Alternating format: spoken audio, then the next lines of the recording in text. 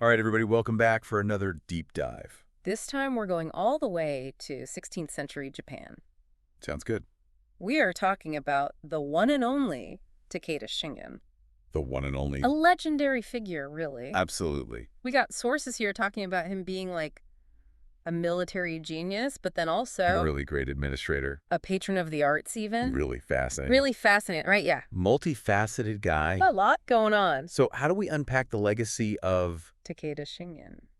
That's a big question. Yeah, big question. That's what we're here to do. So let's start with what he's maybe most famous for, his military genius. These innovative tactics they talk about. Yeah. Especially with the cavalry. And there's this one called the Kakuyoku formation. Right.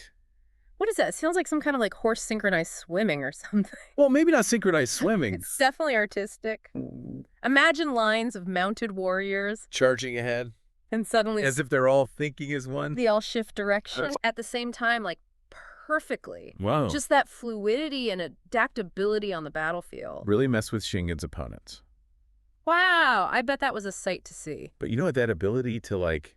Change things up and outmaneuver his enemies? That kind of seems like his approach to leadership in general. For sure. Wait, it's not just brute force. It's like this strategic brilliance, you know? Yeah. So to understand that... You got to look at his rivals, right? Absolutely. We're talking Oda Nobunaga. Tokugawa Ieyasu. Huge figures. Huge. Ambitious guys, both trying to unify Japan. For themselves, And Shingen and the Takeda clan. they were right in the way. In their way, big time. It wasn't just about land. It was about ideas, like different visions for the whole country. That's what's so interesting about this period. It's crazy to think that these fights... Actually shaped Japan as we know it today. Absolutely. But let's get back to Shingen himself. I mean, the Takeda clan's rise to power was really something else. Unbelievable expansion. So how'd they do it? Well, you can't talk about the Takeda without talking about geography. Their home base, Kai Province. It was super important It strategically. controlled the Kūshū Kaido, This massive trade route. connecting eastern Japan to the capital, Kyoto. So Well, basically... if you control that road, you control everything. Exactly. Wealth, resources, leverage. Shingen knew what he was doing. Knew exactly what he was doing. He wasn't just about taking over, though.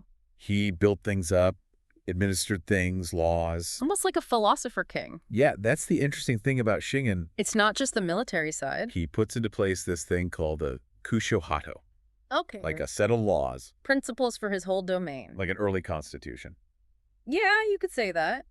It wasn't just about being strong. It was about fairness, Justice. protecting ordinary people. And He was a patron of the arts.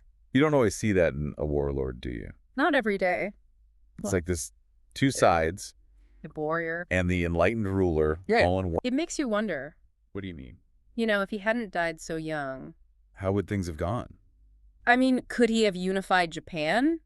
Under the Takeda? Would his vision for a more just society have won out? Historians still debate this.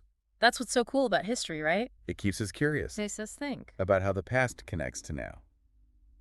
So there you have it. Takeda Shingen, Brilliant strategist. ruler and patron of the arts. His story shows us that leadership comes in lots of different forms. Even in times of war, there's always space for vision and new ideas. Keep exploring, keep asking questions. Who knows? Maybe you'll find your own historical mysteries out there. See y'all next time.